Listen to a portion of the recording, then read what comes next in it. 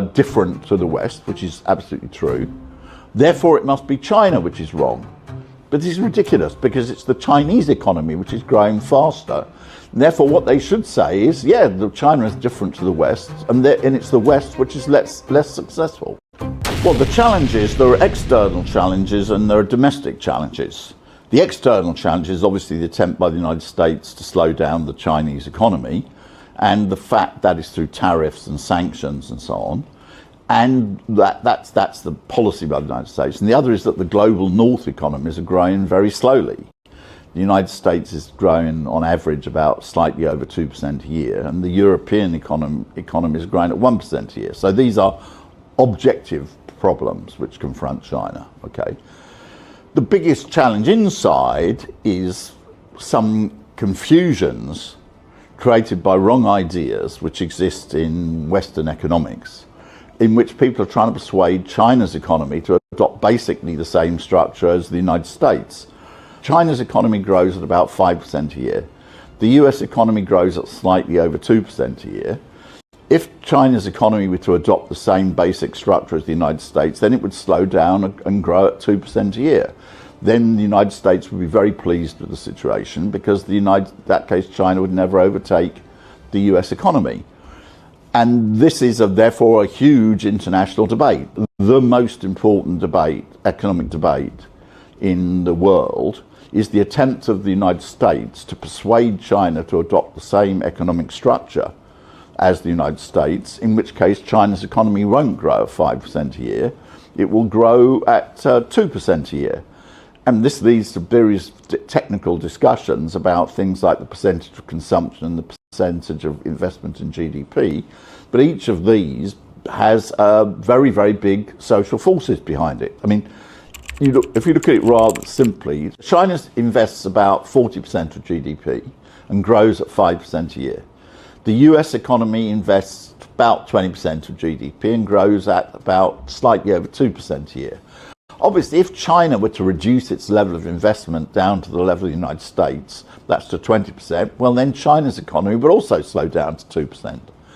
So therefore you have this weird debate whereby people say, look, China's economy doesn't look like the United States, or it doesn't look like the Western economy. No, of course it doesn't, because it's more successful.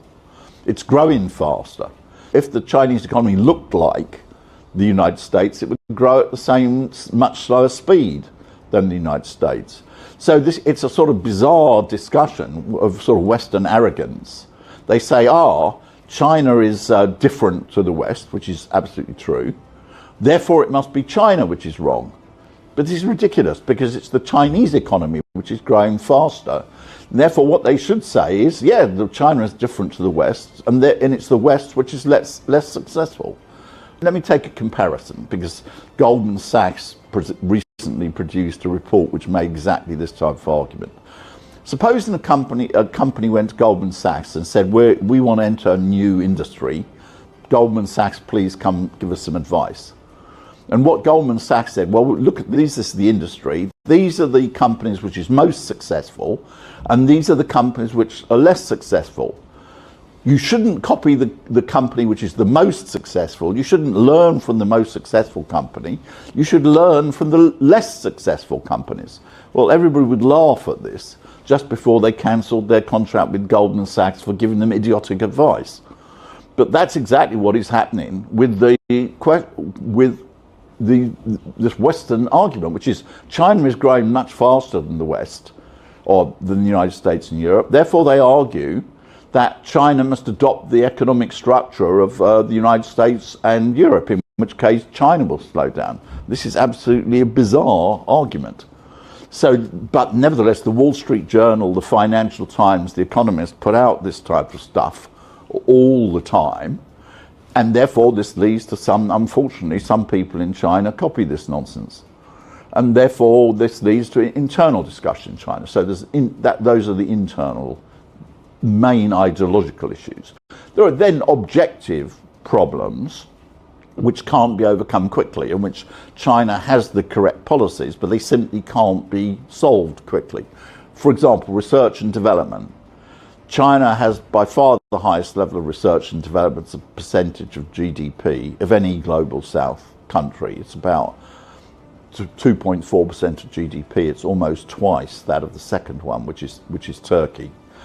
And it's ahead of some of the G7 economies, but it's still behind as a percentage of GDP, the United States, Japan, Germany. And China can't solve this problem quickly because it's not a question of money. The fundamental thing that you need for research and development is you need trained people. And it takes 20 years from somebody entering primary school to coming out the other end with an engineering PhD, which is the type of thing which is you need for research and development. So the increase in China's expenditure on R&D is held back not simply by money. If it was money, it could be solved immediately. It takes a long time to train such people. So these are real objective problems. So we may say there's 3 levels of problem. One is the slow growth of the United States and Europe and its attempts to slow down China. The second is foolish arguments which have no intellectual validity, which are put forward by the West to try to slow down China.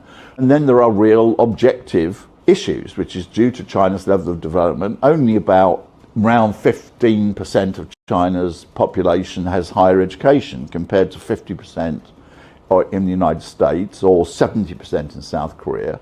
And it will take a very long time, in that case, decades, to train it. So there's sort of 3 sets of problems. Can they copy? No. Every single country in the world is specific. And therefore, if you copy mechanically another country, you will inevitably be adopting the wrong policy. But can you learn lessons from it?